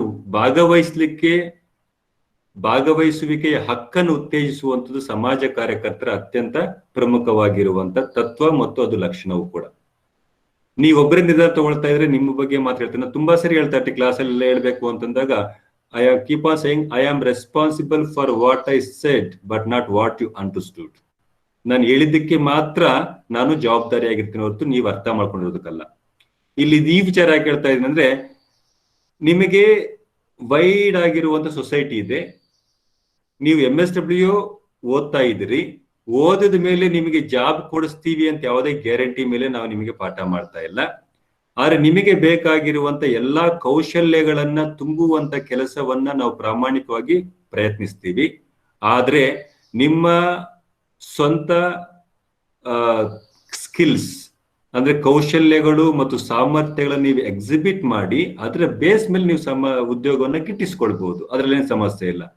ಎಲ್ಲಿವರೆಗೂ ನಾವು ನಿಮ್ಮ ಕೈ ಹಿಡಿದು ನಡೆಸ್ತಾ ಇರ್ತೀವೋ ಅಲ್ಲಿವರೆಗೂ ನೀವು ನಮ್ಮ ಮೇಲೆ ಡಿಪೆಂಡ್ ಆಗಿರ್ತೀರಿ. ಸೊ ಆ ಕಾರಣಕ್ಕೆ ಏನ್ ಮಾಡ್ತೇವೆ ಅಂದ್ರೆ, ನಾವು ಫಸ್ಟ್ ಸ್ಟಾರ್ಟ್ ಮಾಡೋದೇನು ಅಂದ್ರೆ ನಿಮ್ಮನ್ನ ಸ್ವತಂತ್ರರನ್ನಾಗಿ ಬಿಡ್ಲಿಕ್ಕೆ ಪ್ರಯತ್ನ ಪಡ್ತಾ ಇದ್ದೀವಿ.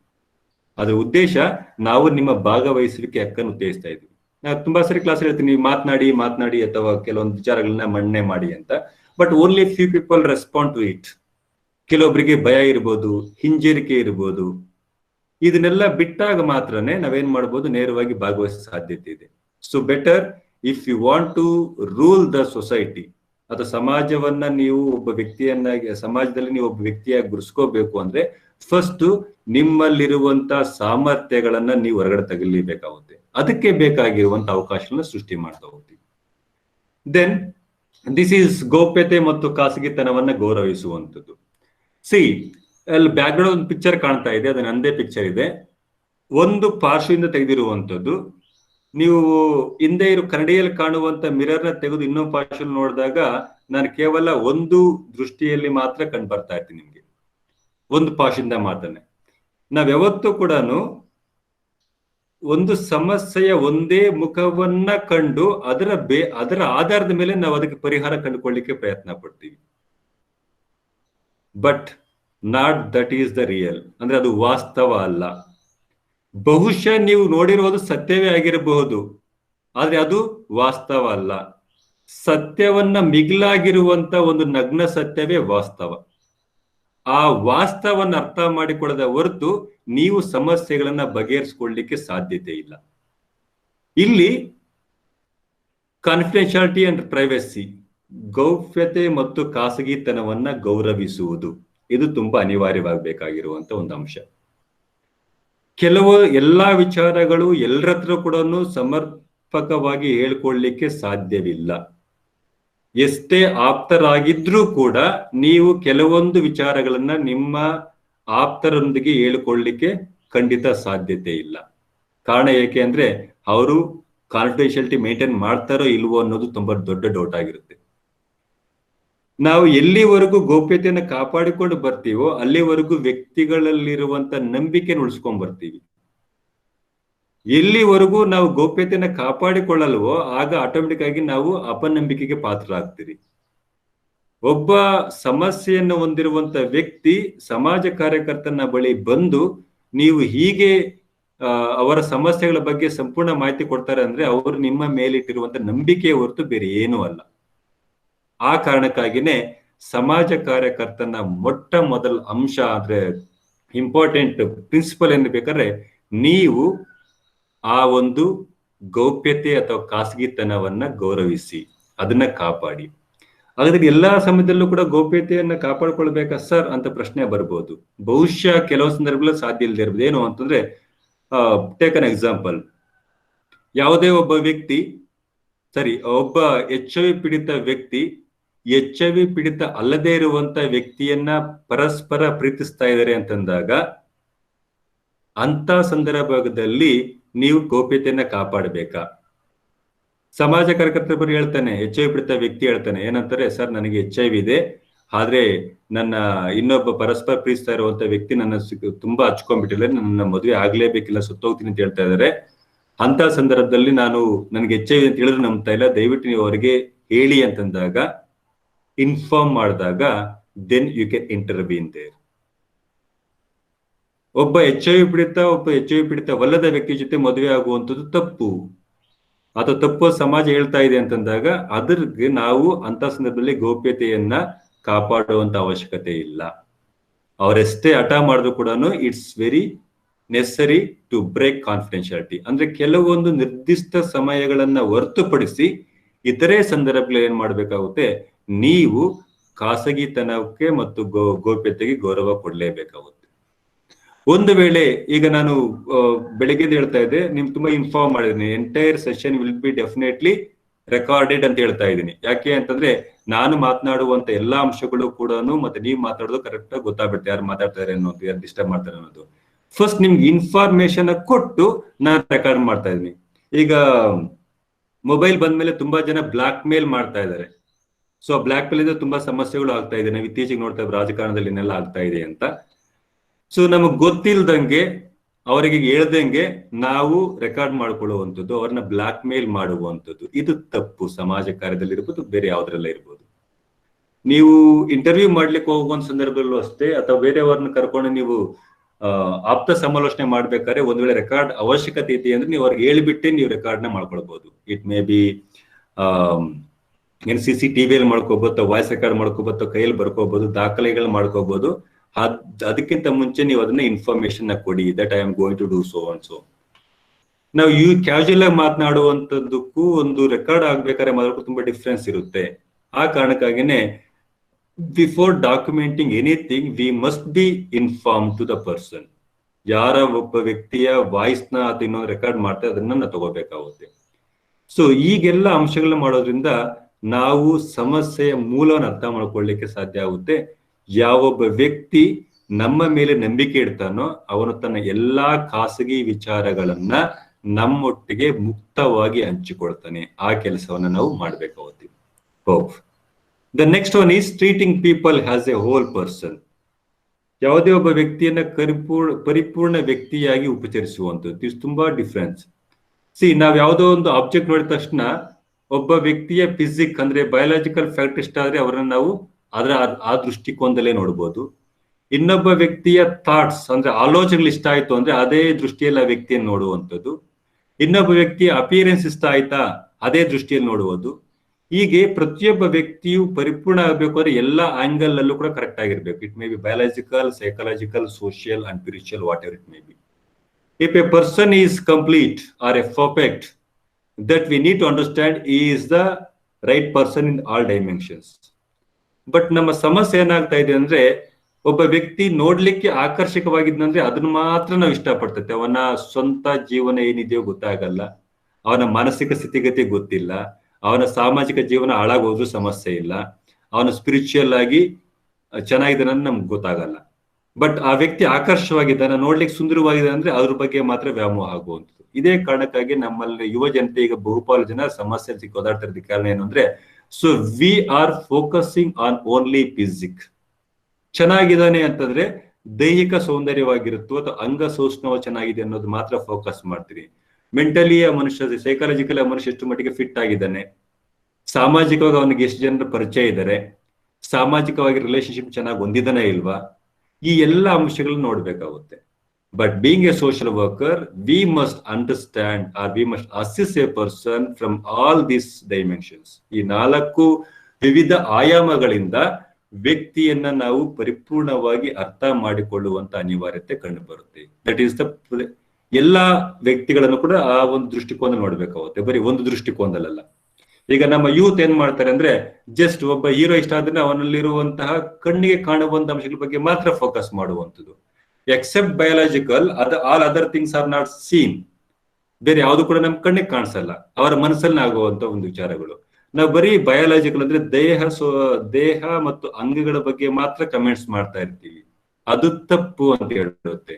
ನಾವು ಒಬ್ಬ ವ್ಯಕ್ತಿಯನ್ನ ಪರಿಪೂರ್ಣ ವ್ಯಕ್ತಿಯನ್ನಾಗಿ ಅರ್ಥ ಮಾಡಿಕೊಳ್ಳುವುದು ಅಥವಾ ಉಪಚರಿಸುವುದು ತುಂಬಾ ಅನಿವಾರ್ಯವಾಗಿರುತ್ತೆ.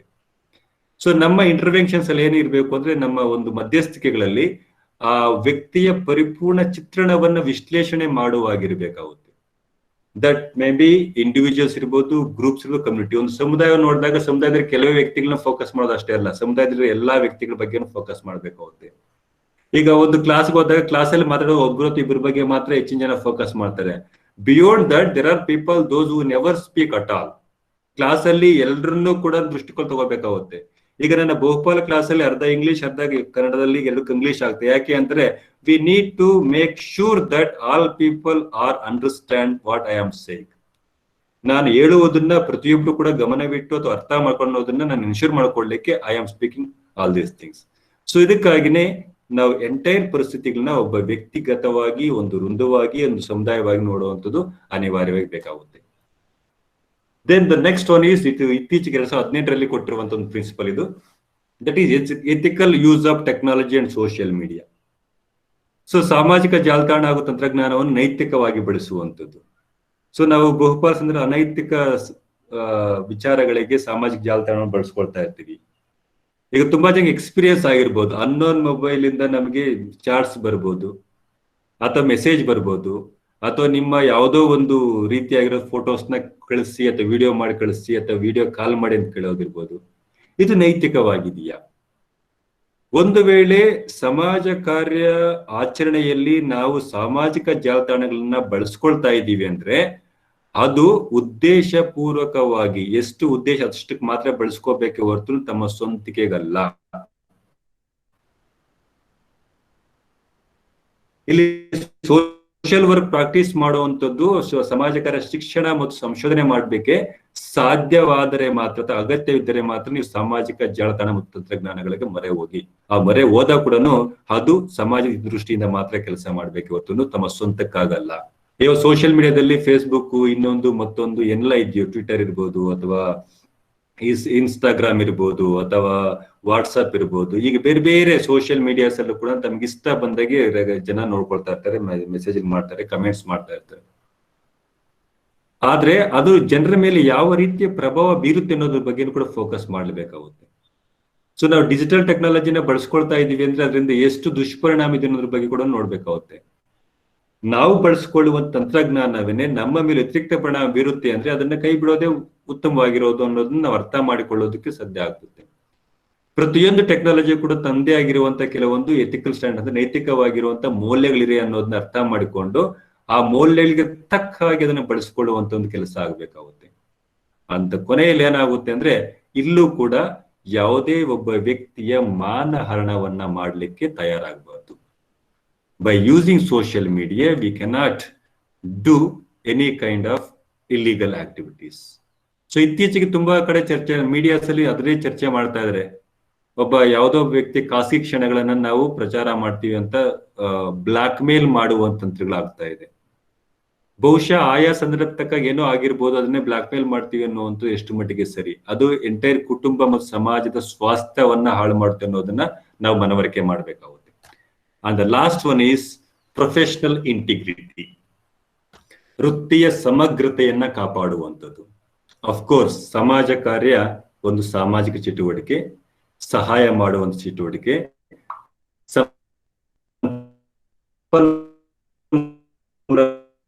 ತಂದೊದಗಿಸುವಂತ ಚಟುವಟಿಕೆ, ಈ ಎಲ್ಲ ಅಂಶಗಳ ಈ ಸಮಾಜ ಕಾರ್ಯ ವೃತ್ತಿಯ ಸಮಗ್ರತೆಯನ್ನ ಕಾಪಾಡುವಂಥದ್ದು ಎಲ್ಲಾ ಸಮಾಜ ಕಾರ್ಯಕರ್ತರ ಆಜನ್ಮ ಕರ್ತವ್ಯವಾಗಿದೆ. ಇದು ಆದ್ಯ ಕರ್ತವ್ಯ. ಸಮಾಜ ಕಾರ್ಯವನ್ನ ಆಚರಣೆ ಮಾಡಬೇಕಾದ್ರೆ ಸಮಾಜ ಕಾರ್ಯದ ಎಲ್ಲ ತತ್ವಗಳು, ವ್ಯಾಲ್ಯೂಸ್, ಮೌಲ್ಯಗಳು ಮತ್ತು ನೈತಿಕ ಜವಾಬ್ದಾರಿಗಳನ್ನ ತುಂಬಾ ಸೂಕ್ಷ್ಮವಾಗಿ ಅರ್ಥ ಮಾಡಿಕೊಂಡು ಅದನ್ನ ಪ್ರಾಕ್ಟೀಸ್ ಮಾಡುವಂತ ಒಂದು ಕೆಲಸ ಸಮಾಜ ಕಾರ್ಯಕರ್ತ ಮಾಡಬೇಕಾಗುತ್ತೆ. Social practice you have to conduct indulge with the research. ನೀವು ಸಂಶೋಧನೆಯನ್ನ ಮಾಡುವುದರ ಮೂಲಕ ಸಮಾಜ ಕಾರ್ಯಕ್ಕೆ ಹೊಸ ಜ್ಞಾನವನ್ನ ಸೇರಿಸಲಿಕ್ಕೆ ಅವಕಾಶವನ್ನ ಕಲ್ಪಿಸಿಕೊಳ್ಬಹುದು. ಈ ರೀತಿ ಮಾಡೋದ್ರಿಂದ ಸಮಾಜ ಕಾರ್ಯ ತಂದೆ ಆಗಿರುವಂತ ಒಂದು ಗರಿಮೆಯನ್ನ ಹೊಂದಿರುತ್ತೆ. ಸೊ ಇದಿಷ್ಟು ಸಮಾಜ ಕಾರ್ಯದ ತತ್ವಗಳು. ಸೊ ಯಾರಿಗಾದ್ರೂ ಡೌಟ್ಸ್ ಇತ್ತು ಅಂತಂದ್ರೆ ನೀವು ನೇರವಾಗಿ ಹೇಳ್ಬೋದು. ಇಲ್ಲಿ ನಾವು ಬ್ಯಾಕ್ ಗ್ರೌಂಡ್ ಅಲ್ಲಿ ಬಳಸಿರುವಂತ ಎಲ್ಲಾ ಚಿತ್ರಗಳು ಕೂಡ ನನ್ನ ಸ್ವಂತ ಅನುಭವದ ಆಧಾರದ ಮೇಲೆ ನಾನು ತಗೊಂಡಿರುವಂತ ಚಿತ್ರಗಳು. ನಾವು ಕೈಗೊಳ್ಳುವಂತ ಕೆಲಸಗಳನ್ನ ಇಲ್ಲಿ ತೋರಿಸ್ತಾ ಹೋಗ್ಲಿಕ್ಕೆ ಪ್ರಯತ್ನ ಪಟ್ಟಿದ್ದೀನಿ, ಏನೆಲ್ಲ ಕೆಲಸ ಇದೆ ಅನ್ನುವಂಥದ್ದನ್ನ. S,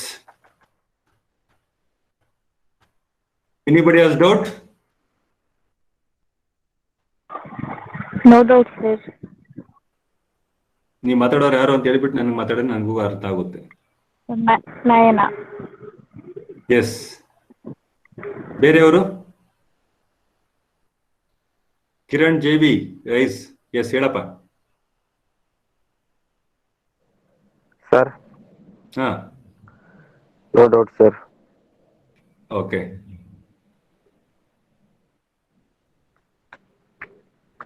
I think there are some 35 participants are there. No doubt sir. No doubt. ಅರ್ಥ ಆಯ್ತಾ? Yes sir. ಅರ್ಥ ಆಗಿಲ್ಲ ಅಂತಂದ್ರೂ ಕೂಡ ನಾನು ಇದರಲ್ಲಿ ಶೇರ್ ಮಾಡ್ತೀನಿ. ನನ್ನ ಒಂದು ಯೂಟ್ಯೂಬ್ ಚಾನಲ್ಗೆ ನೀವು ಸಬ್ಸ್ಕ್ರೈಬ್ ಆದ್ರೆ ನಿಮಗೆ ಇಮಿಡಿಯೇಟ್ ಆಗಿ ಇನ್ಫಾರ್ಮೇಶನ್ ಬರ್ತಾ ಇರುತ್ತೆ. ವೇರೆವರ್ ಐ ಸ್ಪೀಕ್ ಅಂದ್ರೆ ಇದ್ರ ಬಗ್ಗೆ ಯಾವುದೇ ವಿಡಿಯೋಸ್ ಹಾಕಿದ್ರು ಕೂಡ ನೇರವಾಗಿ ನಿಮಗೆ ಗಮನಕ್ಕೆ ಬರ್ತೀನಿ. ಓಕೆ, ಇಫ್ ಯಾರಿಗೂ ಡೌಟ್ಸ್ ಇಲ್ಲ, ಯಾ ಸರ್, ಅದು ವ್ಯಕ್ತಿಯ ಖಾಸಗಿತನದ್ದು ಚರ್ಚೆ ಮಾಡಬಾರ್ದಂದ್ರೆ ಕೆಲವು ಸಮಯ ಹಂಗೆ ಪ್ರಚಾರ ಆದಾಗ ಏನ್ ಮಾಡಕ್ಕಾಗುತ್ತೆ? ಅವರ ಸ್ಥಾನಮಾನನು ಮುಖ್ಯ ಅಲ್ವಾ ಸರ್? ಆ ತರ ಸ್ಥಾನದಲ್ಲಿ ಇಟ್ಕೊಂಡು ಯಾವ ರೀತಿ ಕಾರ್ಯ ಮಾಡಬೇಕು ಮಾಡಬಾರ್ದು ಅನ್ನೋದು ಗೊತ್ತಿರ್ಬೇಕಲ್ಲ. Yes, of course, there is a good question. Yeah, ಅಲ್ಲಿಗೆ ಬರುವ. ಎಸ್, ಇಲ್ಲ ಅಲ್ವಾ, ಗೌಪ್ಯತೆ ಮತ್ತು ಖಾಸಗಿತನವನ್ನ ಗೌರವಿಸುವಂತದ್ದು ಅಂತ. ಸಮಾಜ ಕಾರ್ಯಕರ್ತರ ಮೂಲವಾಗಿ ಯಾವುದೇ ಒಬ್ಬ ವ್ಯಕ್ತಿ ಇಲ್ಲಿ ಖಾಸಗಿತನ ಮತ್ತು ಗೌಪ್ಯತೆ ಅಂತ ಅಂದಾಗ ಅರ್ಥಿಯಾಗಿ ಬಂದಿರುವಂತ ವ್ಯಕ್ತಿ ತನ್ನ ಸಮಸ್ಯೆಗಳಿಗೆ ಸಂಬಂಧಪಟ್ಟಂತ ಎಲ್ಲಾ ಖಾಸಗಿ ಕ್ಷಣಗಳ ಬಗ್ಗೆ ನಿಮ್ಮ ಹತ್ರ ಚರ್ಚೆ ಮಾಡಿದ್ರೆ ಅಂತಹ ವಿಚಾರಗಳನ್ನ ನೀವು ಸಮಾಜಕ್ಕೆ ಕೊಡಬಾರ್ದು, ತಿಳಿಸಬಾರ್ದು ಅಂತ ಹೇಳ್ತಾರೆ. ಯಾವುದನ್ನ ಯಾವ ವಿಚಾರವನ್ನ ನೀವು ಗೋಪ್ಯತೆಯನ್ನ ಕಾಪಾಡಿಕೊಳ್ಳಿ ಅಂತ ರಿಕ್ವೆಸ್ಟ್ ಮಾಡ್ತಾರೋ ಅಂತ ವಿಚಾರಗಳನ್ನ ನೀವು ಸಮಾಜಕ್ಕೆ ನಿಮ್ಮ ಮೂಲಕ ಬಿಡುವಾಗಿಲ್ಲ, ಅಂದ್ರೆ ಪ್ರಚಾರ ಮಾಡುವಾಗಿಲ್ಲ. ಹಾಗಂತೇಳಿ ಬೇರೆ ಬೇರೆಯವ್ರು ಏನೇನೋ ಮಾಡ್ತಾರನ್ನೆಲ್ಲ ಬಿಡಬಾರ್ದು ಅಂತ ಹೇಳ್ತಾ ಇದೀರಾ ಸರ್? ಬಿಡಬಾರ್ದು ಅಂತ ಹೇಳ್ತಾ ಇರಂದ್ರೆ ಅರ್ಥಿಯಾಗಿರುವಂತವ್ರು ಬೇರೆ, ಸಮಾಜದಲ್ಲಿ ಇತರೆ ವ್ಯಕ್ತಿಗಳು ಬೇರೆ. ನೀವು ಪರಸ್ಪರ ಒಪ್ಪಿಗೆಯಿಂದ ಮಾಡಿರುವಂತ ಒಂದು ಕೆಲಸವನ್ನು ಕೂಡ ಕಾಲಕ್ರಮೇಣ ಅದೇ ಒಂದು ದೊಡ್ಡ ಸಮಸ್ಯೆ ಅಂತಂದಾಗ ನೀವು ಅದನ್ನ ಅರ್ಥಿಯಾಗಿ ಬಂದಿರುವಂತ ವ್ಯಕ್ತಿ ನಿಮಗೆ ಈ ವಿಚಾರ ಹೇಳಿದ್ರೆ ಅದನ್ನ ನನಗೆ ಕೆಲವೊಂದು ಹೇಳ್ತೇವೆ ಗೌಪ್ಯತೆ ಕಾನೂನನ್ನ ಬ್ರೇಕ್ ಮಾಡುವಂತ ಸಾಮರ್ಥ್ಯ ಇದೆ ಅಂತ. ಅದು ದೊಡ್ಡ ಕೇಸ್ ಆಗಿ ಅದು ಕೋರ್ಟ್ ಇಂದ ಡಾಕ್ಯುಮೆಂಟ್ಸ್ ಕೇಳಿದಾಗ but you have to provide. ಅದು ಹೊರತುಪಡಿಸಿ ಸಮಾಜದಲ್ಲಿ ನಾನು ಒಳ್ಳೆ ವ್ಯಕ್ತಿ ಆಗ್ಬೇಕು, ಸಮಾಜ ನನ್ನ ಗುರುಸ್ಬೇಕು ಅನ್ನೋ ಕಾರಣಕ್ಕಾಗಿನೇ ನಾವೆಲ್ಲಾ ವಿಚಾರಗಳನ್ನ ಬಯಲು ಮಾಡೋದು ಅಲ್ಲ.